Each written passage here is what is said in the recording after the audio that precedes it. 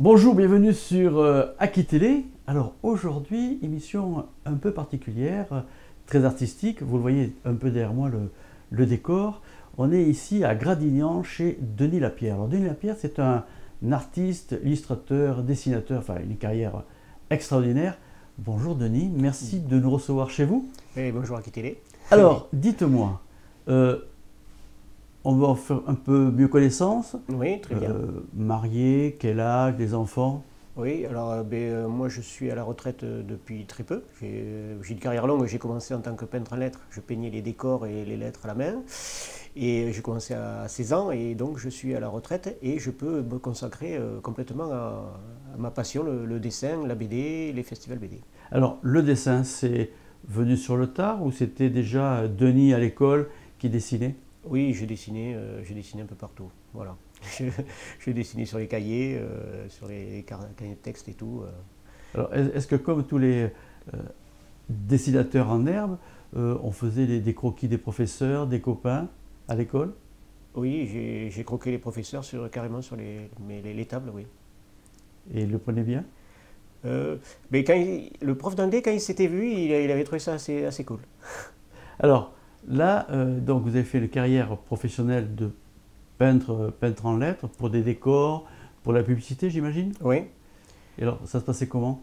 Alors, c'était complètement différent, mais c'est ce métier qui m'a permis de m'ouvrir à la peinture. Dès que je suis rentré en apprentissage, j'ai découvert la peinture, parce que, comme tous les jeunes, on a tendance à crayonner et ne pas oser mettre la couleur. Et là, j'ai découvert la peinture, je me suis mis vraiment à faire de l'huile, de la gouache, de l'encre de Chine, l'aquarelle. C'était un autre monde de mettre la couleur. Voilà. Alors, on a dit qu'on était ici à Gradignan, Oui. chez vous. Euh, Vous êtes marié, vous avez des enfants? Marié, 3 filles. J'ai 3 filles, du coup j'avais fait un livre sur les fées, et après je suis parti j'ai bifurqué sur la nature, parce que j'ai un petit jardin avec des chênes, et voilà, et je me suis mis à faire mon petit livre de châtaigne qui est vraiment sur la nature, la forêt, voilà. Alors, comment ça se passe, votre cas? Donc, si j'ai bien compris, pendant que vous étiez peintre en lettres, est-ce que déjà vous commenciez à faire des affiches, des albums, ou c'est Oui, venu dans le tard? oui, j'avais fait un album de comics, parce que j'étais assez fan de comics, et j'avais fait une BD qui s'appelait Ozor et Vasquez, avec un ami à moi, Eric, qui était rôliste, qui m'avait fait un scénario, et moi j'avais adapté ça en BD. Et aujourd'hui, vous avez fait combien d'albums? Alors, c'était pas des albums parce que ça paraissait tous les mois dans un magazine, voilà, mensuel. Qui s'appelle? Oh, ça n'existe plus, D'accord. c'était Yoko, je crois, un truc comme ça. Voilà. Et, Ah ouais. et donc, tous les mois, vous faisiez... Ah, j'étais tout content quand il est sorti. J'allais dans les librairies pour voir si mon livre était vraiment partout. C'était la consécration pour moi d'avoir une BD qui sortait dans tous les kiosques. Et après, j'ai fait complètement des projets qui diffèrent. J'ai fait de l'illustration pour Gamebook, pour du jeu de rôle, c'était pour le Canada. J'ai fait des illustrations pour des coloriages pour enfants, c'était pour l'Espagne. C'est vrai que Internet, quand il est arrivé, ça a ouvert d'autres. Bien Voilà. sûr. Alors, pour revenir un petit peu, lorsque vous avez votre album qui est en librairie, ça fait quoi de voir son petit livre? Waouh! Mais oui, c'était quelque chose quand il est sorti, et c'est surtout que j'allais dans n'importe quel libraire, je pouvais le trouver. Et ça, pour moi, c'était étonnant. J'ai dû publier, j'avais une vingtaine d'années, ou, ouais, ou 25 ans, je devais avoir quand je l'ai publié. Alors, votre famille, lorsqu'elle voit vos œuvres qui sont affichées, soit dans des livres, soit sur les affiches, on parlera tout à l'heure du salon de la BD de Gradignan, mais ça sera le cadre d'une autre émission qu'on fera plus tard. Comment votre famille vous perçoit en tant qu'artiste? Ils sont fiers? Mais ce qui est Ou différent, c'est ou que. c'est la normalité? Oui, parce que ma fille me suivait sur les stands et tout, des fois, et elle était avec moi pour tenir le stand. En plus, elle a fait des études dans le livre, elle est passionnée de livres, elle est responsable d'un rayon sur la fantasy, le polar. Vous voyez, elles ont suivi à peu près ce que je faisais. Alors pour elles, c'est comme un musicien qui va jouer de la guitare, et les enfants qui vont se mettre un peu à jouer aussi. C'est la normalité des choses. Voilà. Voilà. Alors, vous faisiez donc pas mal d'affiches. On peut voir les affiches que vous avez pu faire. Pour qui, pourquoi, entreprise, société, marque? Oui, on faisait un peu de tout. On faisait un peu de tout. Mais à l'époque, c'était notre métier parce que une personne nous deux avait, je sais pas, un toilettage de chien. J'arrivais à la vitrine et il fallait que je lui fasse un décor qui représentait sa vitrine ou un coiffeur. Ou ça. Maintenant, tout est passé en numérique. On imprime de la photo. C'est plus comme avant. Moi, je sais que j'étais hyper content quand j'avais fait un grand panneau pour le zoo de Pessac où je dessinais des animaux grandeur nature. C'était une autre époque. Alors, comment on peut définir votre style de dessinateur? Vous êtes multistyle ou vous êtes très figuratif, très réaliste? Alors j'avais un style comics au départ et je me suis orienté vers de la BD jeunesse parce que j'adore faire de l'illustration. Comics, pour ceux qui connaissent mal le comics, comme moi, c'est quoi? Alors le comics, c'est le style super-héros. Voilà, tout ce qui est Marvel, DC, c'est ça le comics. Avec des cases assez dynamiques, des plans rapprochés sur les personnages, pas forcément de grands décors, mais j'étais abreuvé à ça quand j'étais jeune, c'est pour ça que je voulais en faire. Mais je me suis tourné sur l'illustration parce que je voulais travailler aussi la couleur. Alors, pour revenir un peu sur votre style, donc plutôt comics au départ, mais vous adaptez en fonction de la demande du client? Oui, c'est-à-dire que j'ai travaillé pour du jeu de rôle, c'était pour le Canada, et ce qui m'avait plu, c'était vraiment des commandes d'illustration. Et c'était complètement différent que faire des planches de BD, quand j'ai les commandes d'illustration. Et après, je me suis mis à faire des projets d'illustration de dessin. Et le fait d'avoir eu des filles, j'ai lu pas mal de livres enfants. Et ça m'a donné envie de faire mes propres contes, mes propres histoires pour la jeunesse. Alors, est-ce que dans les livres, on reconnaît un peu comme dans Astérix des figures qui représentent vos filles? Non, non, pas du tout. Non, parce que Châtaigne, c'est que des personnages c'est que du végétal, c'est des champignons, c'est des fleurs, ça. Donc non, je n'ai pas passé à mettre mes filles encore dedans. Alors, moi ce qui m'intéresse, c'est comment on fait pour dessiner. Alors bien sûr, on prend le crayon, c'est pas le problème ça.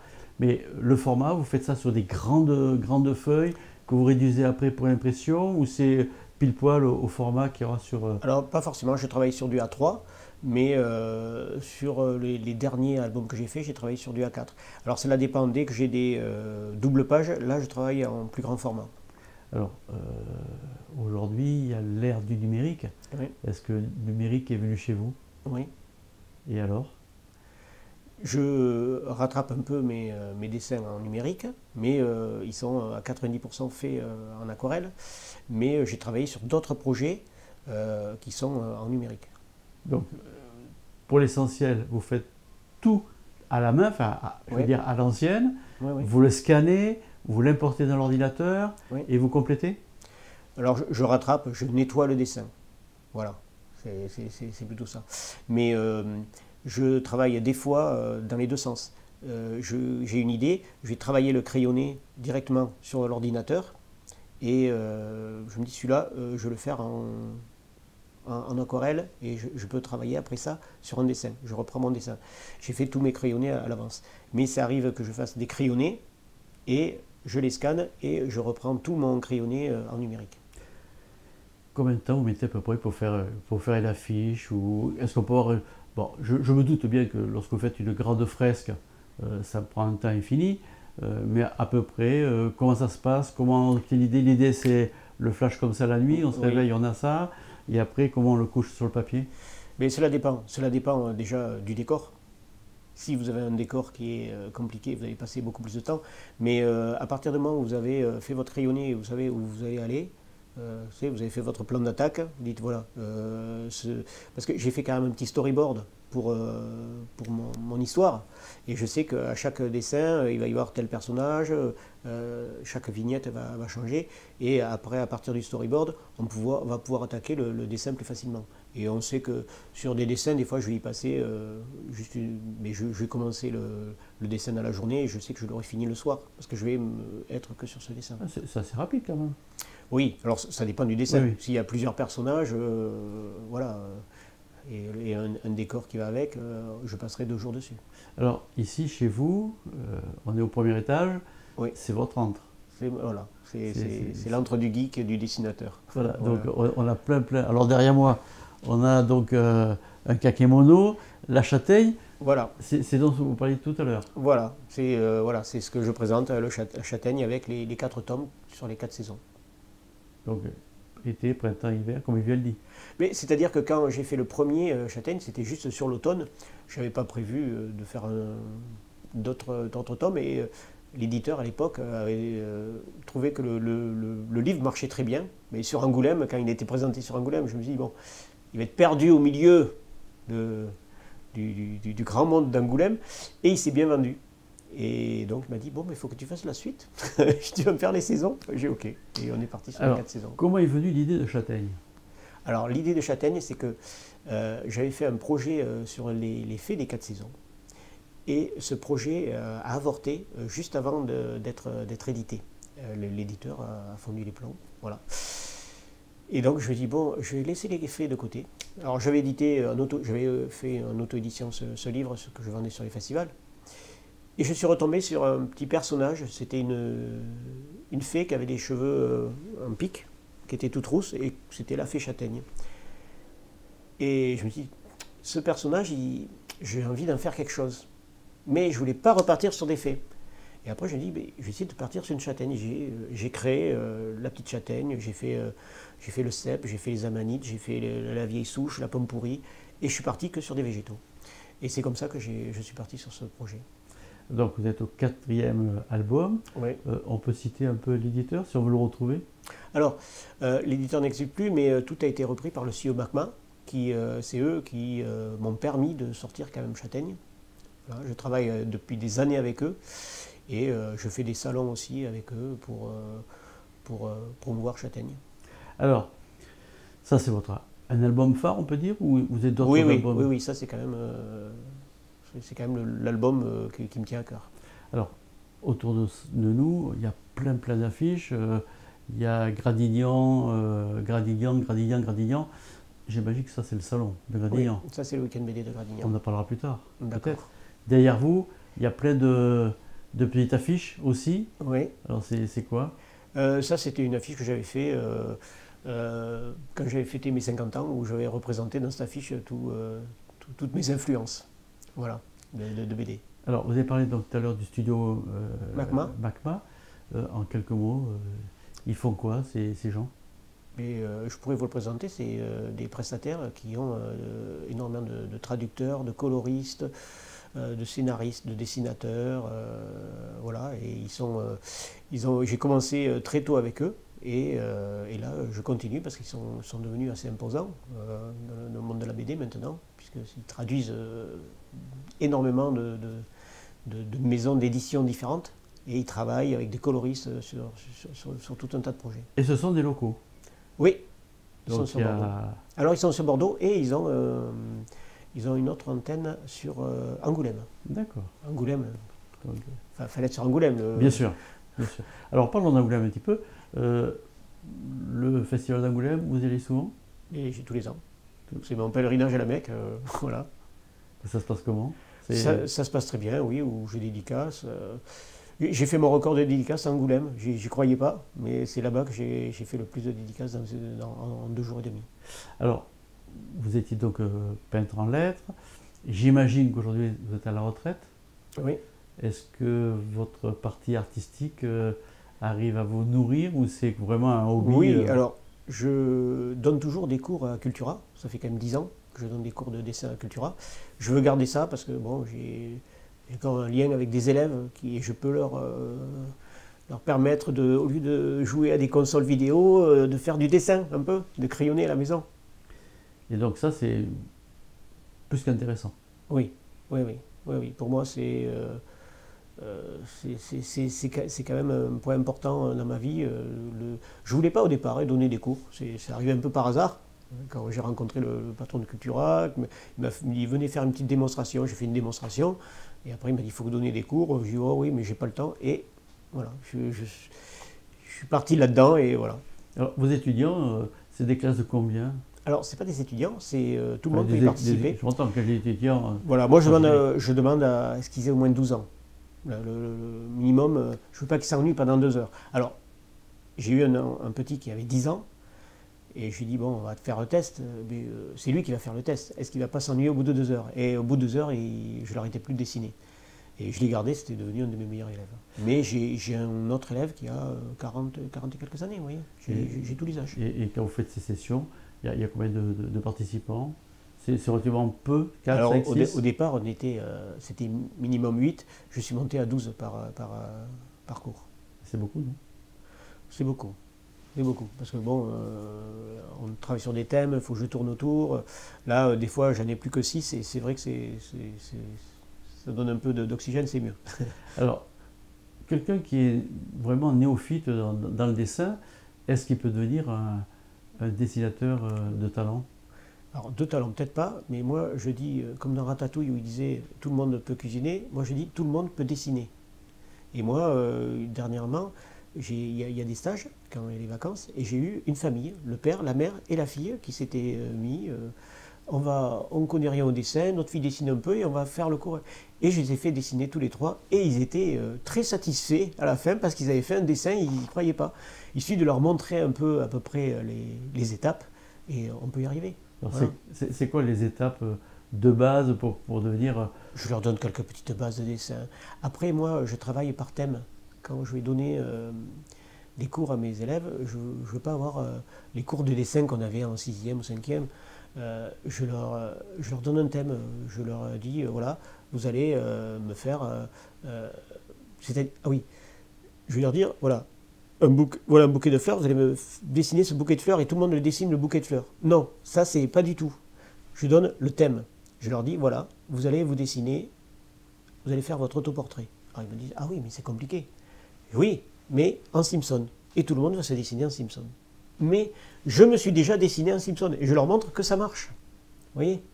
Je leur dis, voilà, vous allez faire une affiche de concert. Une affiche de concert, c'est compliqué. Je dis, non, vous allez faire une affiche de concert, mais animalière. Vous allez me donner le nom d'un animal et le nom d'un instrument. Ils m'ont dit, cochon, accordéon. J'ai dessiné des cochons qui jouaient de l'accordéon, j'ai appelé ça les porky-punk. Et après, ils m'ont dit, ah oui, on a envie d'aller au concert. Et je dis, vous allez faire pareil. Et je me suis retrouvé avec des kangourous qui jouaient de la clarinette, des poules qui jouaient de la guitare. Et ils ont tous fait leur affiche de concert. Ils avaient un thème. Mais il suffit de les motiver avec le dessin, avec le thème. Donc, si je comprends bien, les gens dessinent d'après leur esprit et pas par rapport à un modèle qu'ils ont devant eux. Voilà, alors je suis là pour les aider sur le modèle. Mais je veux faire marcher l'imagination, c'est surtout ça. Qu'est-ce qui est plus difficile à dessiner? C'est quelque chose de très réaliste. Par exemple, j'imaginais par exemple le portrait d'une personne, un nu ou un animal ou quelque chose de très abstrait. Alors chacun va avoir sa spécialité. Moi je sais que je ne saurais pas trop faire le caricaturiste. Le caricaturiste, il va saisir vraiment les traits qu'il faut et vous caricaturer. La personne qui va dessiner du réaliste va dessiner du réaliste et ça sera plus compliqué pour lui pour dessiner du personnage comique. Vous voyez, chacun va dessiner et va voir à peu près son style qui va s'adapter au fur et à mesure des années. Comment on le trouve, son style? Les influences. On va être toujours influencé. Ça m'est arrivé de faire un dessin, je dis ça ressemble à tel dessinateur, sans en avoir conscience.